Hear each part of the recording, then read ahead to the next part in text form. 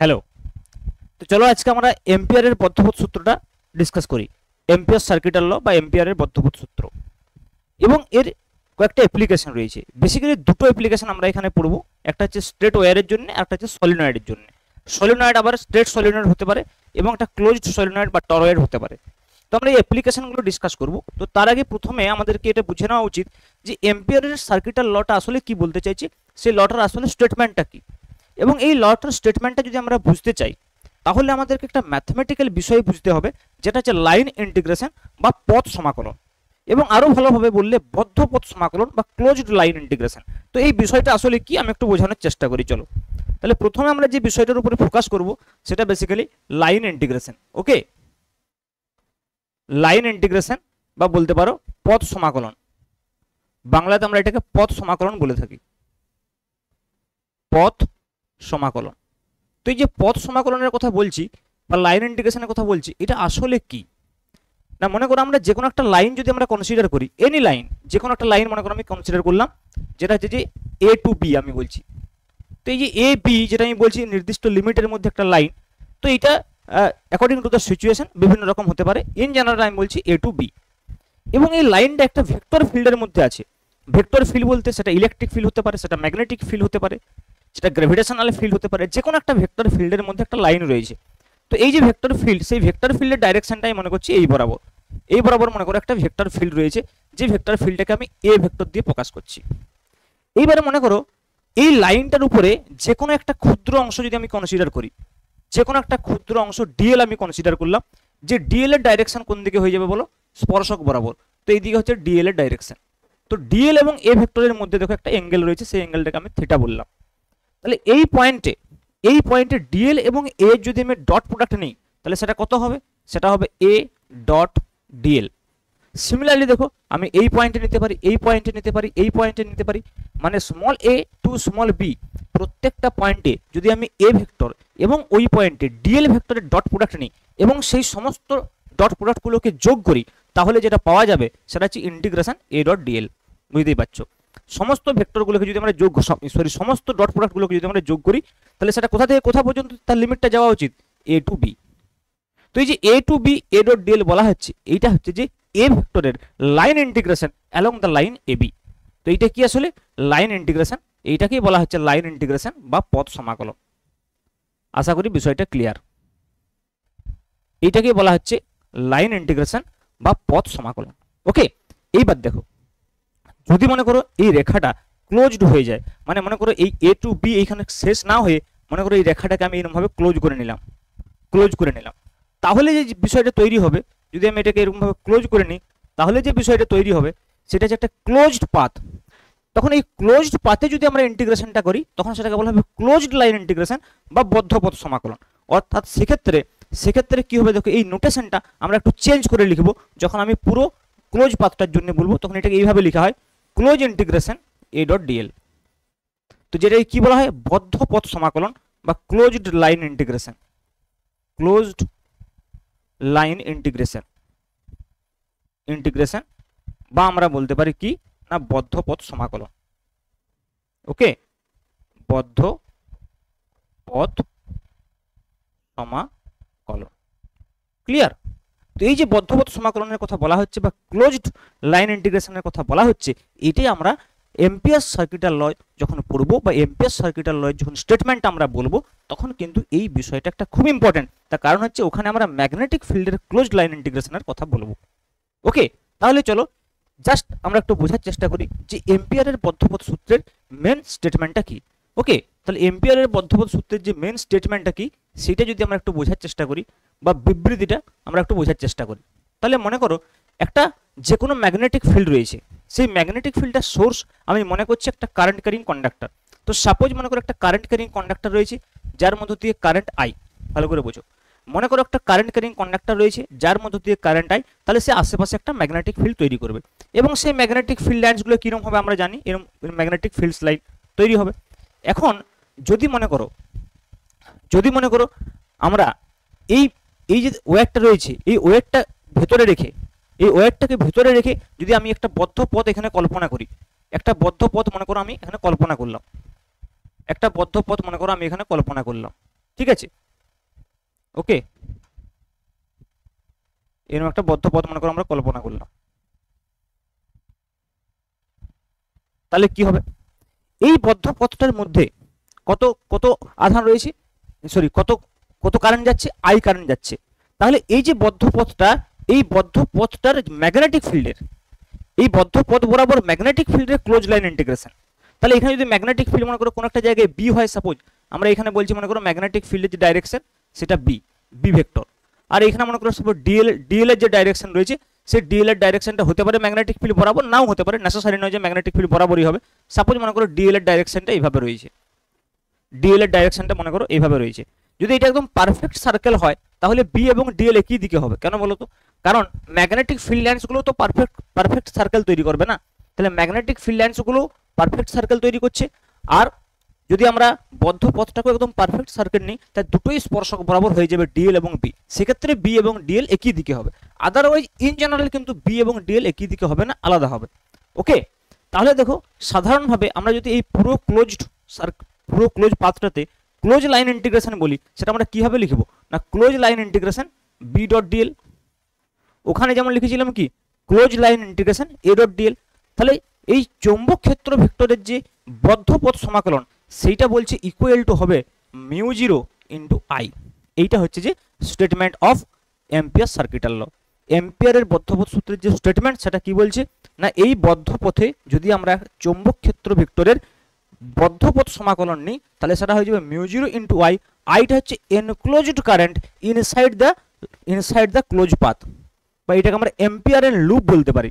তাহলে এই যে স্টেটমেন্টটা, এটা কার সঙ্গে মিল পাচ্ছ, গাউসের উপপাদ্যের সঙ্গে মিল পাচ্ছ। যেখানে একটা সারফেসের কথা বলা হয়েছিল, একটা ক্লোজড সারফেসের ভেতরে যদি একটা আধান থাকে, তার জন্য যে ফ্লাক্স, সেখানে সারফেস ইন্টিগ্রেশন ছিল, surface integration E dot ds equal to Q inside upon epsilon zero. এখানে কিন্তু mu zero into I inside বা আই এনক্লোজড আমরা বলতে পারি, আই এনক্লোজড। ওকে, তাহলে এটা হচ্ছে যে এম্পিয়ারের বদ্ধপথ সূত্রের মেন স্টেটমেন্ট। ওকে, এইবারে মনে করো এখানে একটা কারেন্ট না থেকে যদি অনেকগুলো কারেন্ট থাকে, সাপোজ আমি মনে করছি অনেকগুলো ওয়্যার আছে, দেখো এই একটা ওয়্যার রয়েছে, এই একটা ওয়্যার রয়েছে, এই একটা ওয়্যার রয়েছে, এবং তাদের যে কারেন্টের ডাইরেকশন আলাদা, I1 I2 এবং I3। তাহলে আমাকে সেক্ষেত্রে সামেশন আই বলতে হবে। মানে অ্যাকচুয়ালি এটি mu zero into I enclosed, আসলে কি এটা সামেশন আই এনক্লোজড। অ্যাকচুয়ালি যদি আমরা বলি, সঠিক নোটেশন যদি আমরা ইউজ করতে চাই, তাহলে বলা উচিত কি না summation I enclosed. Okay, summation I enclosed. তাহলে দেখো এই ক্ষেত্রে যদি আমরা একটা বদ্ধপথ নিই, এই ক্ষেত্রে যদি মনে করো আমরা একটা বদ্ধপথ নিই, তাহলে এই যে বদ্ধপথটা রয়েছে, এই বদ্ধপথের মধ্যে যে কারেন্ট রয়েছে I1 I2 I3। এখন আমরা যদি লেফট সাইডটা লিখি, তাহলে লেফট সাইডটা তো সেম হবে, close integration B dot dl হয়ে যাবে, বি ডট ডিএল হবে। কিন্তু রাইট সাইডটা অর্থাৎ মিউ জিরো ইন্টু আইটা কত হবে, আইটা কত হবে, তিনটে কারেন্টের যোগফল হবে। কিন্তু যখনই আমরা যোগফল করতে যাব, তখনই আমাদের মাথায় আসবে যে কোনটাকে পজিটিভ নেবো এবং কোনটাকে নেগেটিভ নেবো।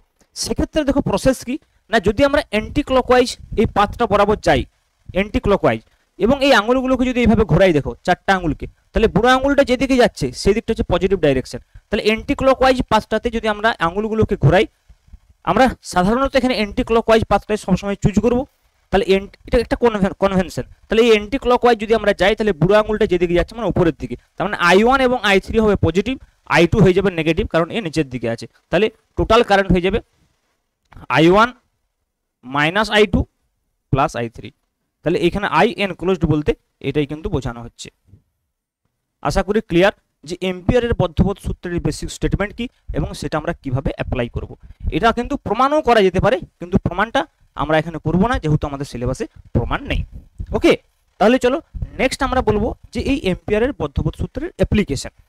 আমরা একটা ইনফাইনাইট ওয়্যারের জন্য একটা লম্ব দূরত্বে ম্যাগনেটিক ফিল্ড কত হবে সেটা আমরা কিন্তু এম্পিয়ারের বদ্ধপথ সূত্রের সাহায্যে প্রুভ করতে পারি। যেটা আমি বায়োসাভার্ট সূত্রের সময় তোমাদেরকে শুধুমাত্র এক্সপ্রেশনটা লিখে দিয়েছিলাম যে একটা ফাইনাইট ওয়্যারের জন্য কত হয় আর ইনফাইনাইট ওয়্যারের জন্য কত হয়, কিন্তু এখানে আমরা ইনফাইনাইট ওয়্যারের জন্য প্রুফটা করতে পারবো। তাহলে দেখো magnetic field due to infinite wire আমরা নির্ণয় করব কি না, ম্যাগনেটিক ফিল্ড বা চৌম্বক ক্ষেত্র ডিউ টু ইনফাইনাইট ওয়্যার বা অসীম দৈর্ঘ্যের তার, ডিউ টু ইনফাইনাইট ওয়্যার। ওকে, অসীম দৈর্ঘ্যের তারের জন্য আমরা চৌম্বক ক্ষেত্র নির্ণয় করব। অর্থাৎ আমরা যদি মনে করি যে এটা একটা অসীম দৈর্ঘ্যের তার রয়েছে, ভেবে দেখো অসীম দৈর্ঘ্যের একটা তার রয়েছে যার মধ্যে কারেন্ট আই। তো এইখানে দেখো ম্যাগনেটিক ফিল্ডটা কীরকম হবে, ম্যাগনেটিক ফিল্ড যেটা হবে ভেবে দেখো, ম্যাগনেটিক ফিল্ড লাইন্স যদি আমরা বলি তাহলে সেই ম্যাগনেটিক ফিল্ড লাইন্সগুলো কিন্তু এখানে কীরকম হবে, এখানে কিন্তু সার্কুলার হবে। তাহলে দেখো যদি আমি ম্যাগনেটিক ফিল্ড লাইন্সগুলোর কথা বলি তাহলে সেগুলো তো এরকম টাইপের ম্যাগনেটিক ফিল্ড লাইন্সগুলো হবে, ঠিক আছে, কনসেন্ট্রিক সার্কেল হবে,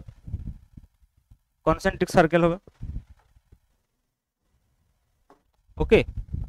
তো এরকম টাইপের কিন্তু কনসেন্ট্রিক সার্কেল হবে ম্যাগনেটিক ফিল্ড লাইন্সগুলো, তোমরা জানো এটা। এবং এই ম্যাগনেটিক ফিল্ড লাইন্সগুলো যে ডাইরেকশন, সেটা যদি আমরা এইভাবে দেখি, এইদিকে কারেন্ট যাচ্ছে, তাহলে এদিকে যদি বুড়ো আঙুলটা রাখে তাহলে বাকি আঙুলগুলো যেভাবে ঘুরছে সেটা হচ্ছে ম্যাগনেটিক ফিল্ডের ডাইরেকশন। তাহলে দেখো ম্যাগনেটিক ফিল্ড এইভাবে যাচ্ছে। এখন যদি আমরা একটা বদ্ধ পথ কল্পনা করি তাহলে সেই বদ্ধ পথটা দেখো যেটা আমরা নেবো, যদি আমরা সার্কেল নিই বদ্ধ পথটা, কারণ বদ্ধ পথটা আমরা যেভাবে খুশি চুজ করতে পারি, এটা আমাদের ফ্রিডম আছে। যেরকম গাউসের উপপাদ্যের ক্ষেত্রে দেখেছিলাম যে ক্লোজ বদ্ধ পাথটা যেটা আমরা নেবো সেটা আমরা অ্যাকর্ডিং টু দ্য সিচুয়েশন, যাতে করে ক্যালকুলেশন সুবিধা হয় সেই জন্য নেবো। তাহলে এখানে ক্যালকুলেশন কি করলে সুবিধা হবে, যদি সার্কেল নিই, সার্কেল নিলে কি হবে, বি এর ডাইরেকশন এবং ডিএল এর ডাইরেকশনে কি হবে। তাহলে আমরা যদি মনে করি এইটাই মনে করো একটা বদ্ধ পথ, এই যে এইটাই মনে করো একটা বদ্ধ পথ, তাহলে এখানে দেখো ম্যাগনেটিক ফিল্ডের ডাইরেকশন কোন দিকে আছে, এই দিকে স্পর্শক বরাবর ম্যাগনেটিক ফিল্ড। তাহলে ডিএল এর ডাইরেকশন কোন দিকে হবে, এই দিকেই হবে দেখো স্পর্শক বরাবর, তাহলে বি ডট ডিএল। তাহলে দেখো অ্যাকর্ডিং টু এম্পিয়ার সার্কিটের ল আমরা কি বলতে পারি, যে close integration B dot dl equal to mu zero into enclosed current. এখানে এনক্লোজড কারেন্ট কত আছে, আই রয়েছে, তাহলে মিউ জিরো ইন্টু আই। এখন দেখো বি ডট ডিএলটা এখন সোজা হয়ে যাবে লাইন ইন্টিগ্রেশনটা, কারণ বি এবং ডিএল একই দিকে আছে। তাহলে বি এবং ডিএল যদি একই দিকে থাকে তাহলে আমরা লিখতে পারি close integration B dl cos zero, তাহলে B dl cos zero equal to mu zero into I. তার মানে এবারে বিটা দেখো যেহেতু সেম ডিস্টেন্সে হচ্ছে তাহলে বিটা সব জায়গাতে সমান হবে, তাহলে B into close integration dl equal to symmetry থেকে আমরা বলতে পারি যে বিটা কনস্ট্যান্ট, তাহলে বি ইন্টু ইন্টিগ্রেশন ডিএল। এবার integration dl, close integration dl মানে কি, পুরো পাথটা দেখো, তাহলে পুরো পাথটার জন্য যে ডিএল হবে সেটা কত হবে, তাহলে এটা যদি মনে করো ডিস্টেন্স আর হয়, তাহলে এই যে পরিধিটা সেটাই হচ্ছে যে কমপ্লিট পাথটা, তাহলে সেটা হয়ে যাবে 2 পাই আর, তাহলে B into 2 pi r equal to হয়ে যাবে কিন্তু মিউ জিরো আই। তাহলে দেখো এই এক্সপ্রেশনটা থেকে কিন্তু আমরা ইজিলি বি নির্ণয় করতে পারবো, ভেবে দেখো ইজিলি বি নির্ণয় করতে পারবো। তাহলে বি কত হবে না, বি হয়ে যাবে দেখো mu zero I by 2 pi আর। তো এইটাকে যদি আমরা একটু সাজিয়ে লিখি, উপর নিচে একটা 2 দিয়ে গুণ করে দিই, তাহলে এটা কত হবে, mu zero by 4 pi into 2i by r. Okay, তাহলে থেকে এইটাই আমরা নির্ণয় করেছিলাম ইনফাইনাইট ওয়্যারের জন্য যে বি হয় সেটা আসলে কি না, mu zero by 4 pi into 2i by r,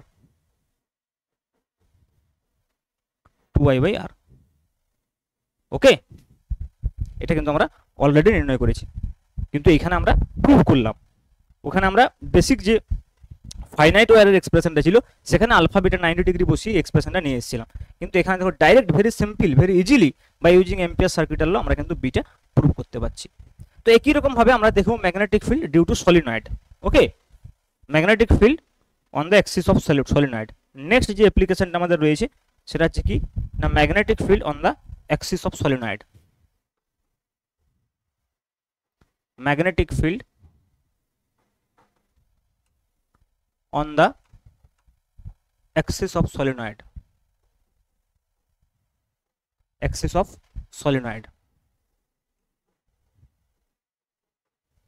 okay. তাহলে প্রথমে তোমাকে বুঝতে হবে সলিনয়েড বলতে কি বোঝাচ্ছে। সলিনয়েড মানে আসলে কি, সলিনয়েড মানে আসলে যদি আমরা একটা স্প্রিং টাইপের কিছু স্প্রিং বলি একটা, ওই স্প্রিংটার মধ্য দিয়ে যদি কারেন্ট পাঠানো হয় তাহলে ওটা একটা সলিনয়েড। মানে আমি বলতে চাইছি যে মনে করো একটা ওয়্যারকে যদি আমরা এরকম ভাবে পাকিয়ে দিই, মানে মনে করো একটা আমরা কোনো একটা বস্তু নিয়ে নিলাম, একটা ম্যাটার নিয়ে নিলাম, তার উপরে যদি আমরা ওই ওয়্যারটাকে এইভাবে জড়িয়ে দিই তাহলে যে স্প্রিংয়ের মতো বিষয়টা তৈরি হবে, সেইটার মধ্য দিয়ে যদি কারেন্ট পাঠানো হয় তাহলে ওটা একটা সলিনয়েড, এবং ওর অ্যাক্সিসের উপরে ম্যাগনেটিক ফিল্ড কত হবে সেটা আমরা নির্ণয় করব। তাহলে আমি সলিনয়েড বলতে পারি জাস্ট এইরকম, এইটা একটা আমরা সলিনয়েড বলতে পারি, ওকে। তাহলে এই সলিনয়েডের মধ্য দিয়ে যদি আমরা কারেন্ট পাঠাই, ভেবে দেখো এই সলিনয়েডের মধ্যে যদি আমরা কারেন্ট পাঠাই এইভাবে, তাহলে এইভাবে কারেন্ট যাবে, ভেবে দেখো এইভাবে কারেন্ট যাবে। আমি ফাইনাইট সলিনয়েড এঁকেছি, কিন্তু আমরা অ্যাকচুয়ালি এক্সপ্রেশনটা নির্ণয় করবো ইনফাইনাইট সলিনয়েডের ক্ষেত্রে। এটা যে অ্যাক্সিস অফ এটা আসলে ইনফাইনাইট সলিনয়েড, ইনফাইনাইট সলিনয়েড। ওকে, তাহলে দেখো এই ইনফাইনাইট সলিনয়েডের জন্য এর অ্যাক্সিসের উপরে ম্যাগনেটিক ফিল্ডটা কিভাবে নির্ণয় করতে পারি।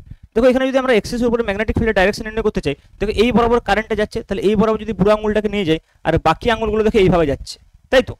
দেখো এই বরাবর যদি বুড়ো আঙুলটা হয় তাহলে বাকি আঙুলগুলো এই বরাবর যাচ্ছে না অ্যাক্সিসের উপরে।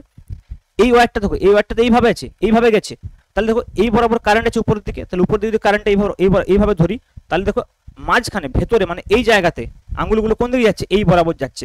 তার মানে এখানে ম্যাগনেটিক ফিল্ডের যে ডাইরেকশনটা দেখো এই বরাবর হবে, ম্যাগনেটিক ফিল্ডের যে অ্যাক্সিসের উপর ডাইরেকশনটা এই বরাবর হবে, তাহলে এটা হচ্ছে ম্যাগনেটিক ফিল্ডের ডাইরেকশন বি।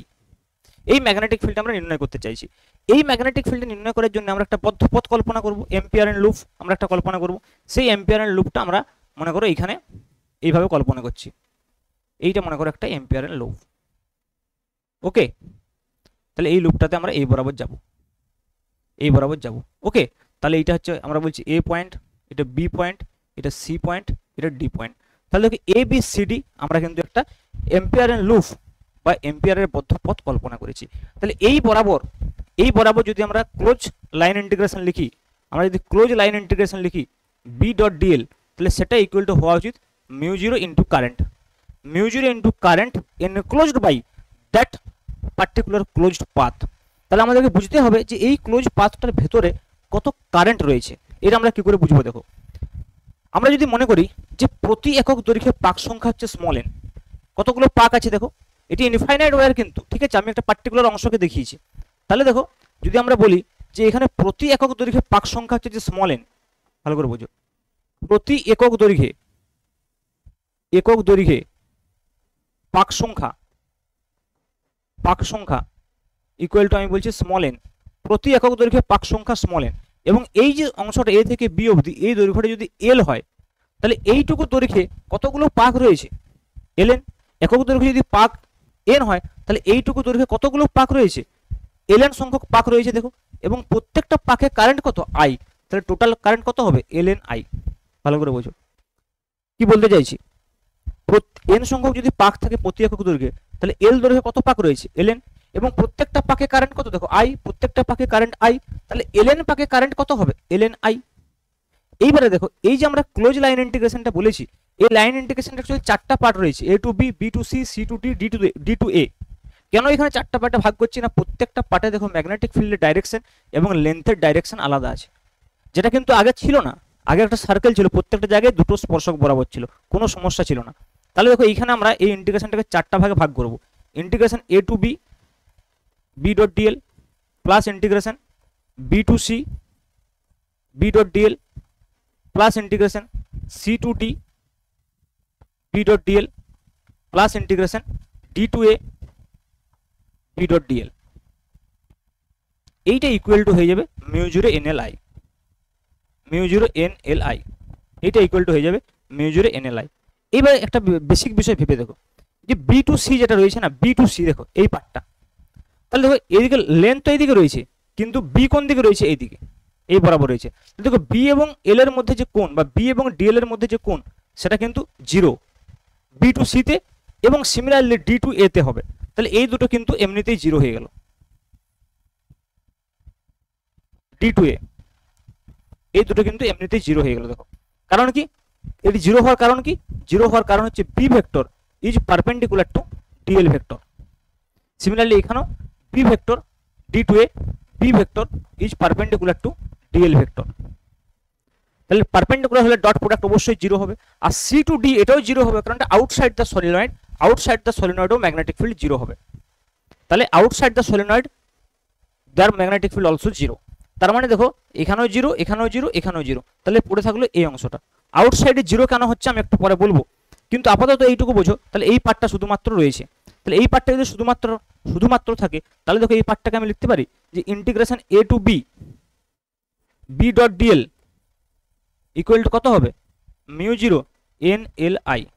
তাহলে দেখো বি এবং ডিএল এর অভিমুখ একই, এ টু বি, তাহলে বি এবং ডিএল এর অভিমুখ একই যদি হয়, তাহলে সেটা সিম্পল বি ডিএল লিখতে পারি। সিম্পল আমরা লিখতে পারবো দেখো বি ডিএল, সিম্পল লিখতে পারবো দেখো B dl integration close integration A to B dl integration A to B dl B into integration A to B dl okay equal to mu zero N L I. Mu zero N L I, আর A to B dl মানে এইটুকু অংশের দৈর্ঘ্য কত, এইটুকু অংশের দৈর্ঘ্য দেখো এল, তাহলে কত হবে BL equal to mu zero N L I, তাহলে এল এল কেটে গেল, বি কত হবে mu zero N I, mu zero N I, এইটা হবে magnetic field along the axis, এইটা হচ্ছে magnetic field along the axis of the solenoid. কিন্তু খেয়াল রাখতে হবে ফর ইনফাইনাইট সলিনয়েড, ফাইনাইট সলিনয়েডের ক্ষেত্রে কিন্তু রেজাল্ট আলাদা হবে, আমাদের সিলেবাসে ফাইনাইট সলিনয়েড নেই। ক্লিয়ার এখানে অবধি? এখন দেখো আমি যেটা বলতে চাইছিলাম যে আউটসাইডের ম্যাগনেটিক ফিল্ডে জিরো কেন হচ্ছে, একটু সামান্য যদি আমরা এটাকে অ্যানালিসিস করার চেষ্টা করি আমরা বুঝতে পারবো। একটা বিষয় ভেবে দেখো, আমি যদি সলিনয়েডটাকে ডায়াগ্রামটাকে এইভাবে দেখাই, সলিনয়েডের ডায়াগ্রামটা আরেকবার আমি দেখাচ্ছি, দেখো সাপোজ আমি এইভাবে বললাম সলিনয়েডটাকে এইভাবে যদি দেখাই, অ্যাকচুয়ালি যেটা আমি প্রথমে বলছিলাম যে মনে করো একটা সিলিন্ড্রিক্যাল টাইপের একটা বস্তু রয়েছে, ওকে, আর তার উপরে আমরা মনে করো এই তারগুলোকে জড়িয়ে দিচ্ছি, তাহলে বুঝতে সুবিধা হবে।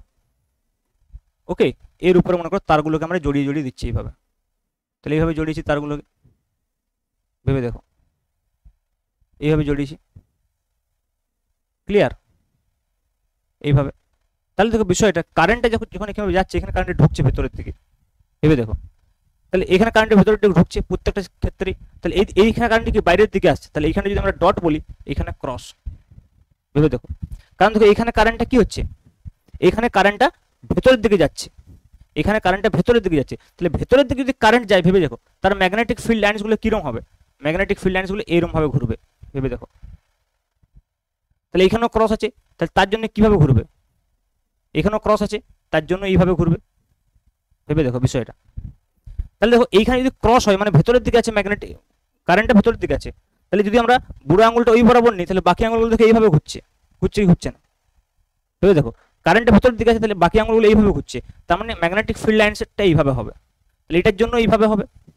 এখন দেখো এই দুটোর মাঝখানে দেখো অপোজিট আছে, এদিকে কারেন্ট এদিকে মানে এদিকে ম্যাগনেটিক ফিল্ড ডাইরেকশন এদিকে, তাহলে এইখানে ম্যাগনেটিক ফিল্ড কত হবে জিরো, তাহলে এগুলো যেহেতু খুব ঘন সন্নিবিষ্ট রয়েছে তাহলে প্রত্যেকটা পয়েন্টে আমরা এরকম ভাবে কিন্তু বাইরে জিরো পাবো, সব জায়গাতে অমনি হবে। নেক্সটে যখন আমরা করবো দেখো এখানেও ম্যাগনেটিক ফিল্ডের ডাইরেকশন এইভাবে হবে, এইভাবে হবে, নেক্সটে যখন করবো এখানেও এইভাবে হবে, তাহলে দেখো এইখানটা দেখো আউটসাইডে কি হচ্ছে এই বরাবর আর এই বরাবর হচ্ছে, সিমিলারলি এইদিকেও হবে, এদিকে কি দেখো আপওয়ার্ডস আছে, আপওয়ার্ডস থাকলে ম্যাগনেটিক ফিল্ডের ডাইরেকশনগুলো এইদিকে ঘুরবে, তাহলে এটার ক্ষেত্রে কিরকম হবে, এটার ক্ষেত্রেও দেখো ভেবে দেখো এটার ক্ষেত্রে এইদিকে ঘুরবে, তাহলে এটার ক্ষেত্রে তাহলে এটার ক্ষেত্রে এইদিকে ঘুরবে, তাহলে দেখো এই জায়গাগুলোতে কি হচ্ছে ইকুয়াল অ্যান্ড অপোজিট হয়ে যাবে, তাহলে ম্যাগনেটিক ফিল্ড জিরো, ওই জন্য আউটসাইডে কি হবে, outside the solenoid magnetic field zero, আর ইনসাইড অ্যাক্সিসের উপরে magnetic field B equal to mu zero into small N into I. Clear? এই বিষয়টা একটু বুঝতে হবে তোমাদেরকে যে সলিনয়েডের ভেতরে অ্যাক্সিসের উপরে magnetic field mu zero N I, কিন্তু এন হচ্ছে একক দৈর্ঘ্যের পাক সংখ্যা কিন্তু, আর আউটসাইড দ্য সলিনয়েড হচ্ছে ম্যাগনেটিক ফিল্ড জিরো। ওকে, এবার দেখো এই সলিনয়েডটাকে যদি আমরা ক্লোজ করে দিই তাহলে সেটাকে টরয়েড বলা হয়। এটা যদি মনে করো এইভাবে এই সলিনয়েডটাকে এইভাবে ঘুরিয়ে এরকমভাবে যদি করে দিই তাহলে সেটা টরয়েড বলা হয়। মানে বিষয়টা কীরকম, টরয়েড মানে সেটা হচ্ছে একটা এন্ডলেস সলিনয়েড আমরা বলতে পারি। ভেবে দেখো এরকমভাবে যদি হয়ে যায়, ওকে এরকমভাবে, তাহলে এটাকে আমরা একটা টরয়েড বলতে পারি, যে টরয়েডটার মনে করো রেডিয়াস আমি বলে দিচ্ছি যে আর, এবং দেখো যদি এখানে আমরা একটা বদ্ধ পথ এইভাবে নিয়ে নিই এর অ্যাক্সিস বরাবর, এই টরয়েডটার অ্যাক্সিস বরাবর যদি আমরা একটা বদ্ধ পথ নিয়ে নিই, টরয়েডটার অ্যাক্সিস বরাবর যদি আমরা একটা বদ্ধ পথ নিয়ে নিই এইভাবে যদি একটা আমরা বদ্ধ পথ নিয়ে নিই এর অ্যাক্সিস বরাবর, ঠিক আছে, অ্যাক্সিস বরাবর মনে করো আমরা একটা বদ্ধ পথ নিয়ে নিলাম, ঠিক আছে। আবার দেখো ম্যাগনেটিক ফিল্ডের ডাইরেকশন অ্যাক্সিস বরাবর, তাহলে ম্যাগনেটিক ফিল্ডের ডাইরেকশন অ্যাক্সিস বরাবর যদি এই দিক হয় তাহলে ডিএলও কি হবে, এই অ্যাক্সিস বরাবর এই দিকেই হবে। এখানে দেখো যে কোনো জায়গায় আমরা ডিএল নেই এই বদ্ধ পথের, তাহলে বি আর ডিএল এখানে একই দিকে হবে। আচ্ছা, এখানে যদি আমরা মোট পাক সংখ্যা এন বলি, টরয়েড, এটা টরয়েড, ঠিক আছে, ওই সলিনয়েডটাকে জাস্ট এইভাবে করে ওটাকে গোল করে এটাকে এন্ডলেস করে দেওয়া হয়, মানে দুটো প্রান্তকে এইভাবে যদি জুড়ে দেওয়া হয়, ঠিক আছে।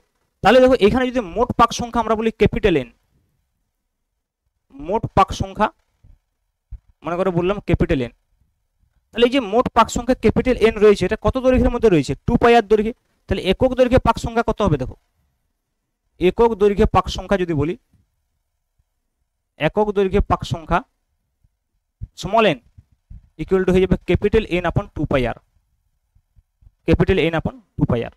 এবারে দেখো যদি আমরা এম্পিয়ারের বদ্ধপথ সূত্রটা অ্যাপ্লাই করি তাহলে কি লিখব, close integration B dot dl equal to mu zero into কত হবে বলো, এখানে টোটাল এন সংখ্যক পাক আছে, প্রত্যেকটা পাকেই কারেন্ট আই। দেখো এখানে যে এখানে মাঝ বরাবর তো আছে না, দেখো এইটা যখন এইভাবে ঘুরিয়ে পেঁচিয়ে যখন করা হয় যে টরয়েডটাকে, আর অ্যাক্সিসটা আমরা ধরছি মানে মাঝ বরাবর, তাহলে পাকটার অর্ধেকটা অংশ ভেতরে আছে। দেখো পাকটার অর্ধেকটা অংশ ভেতরে আছে আর বাকি অংশটা বাইরের দিকে আছে।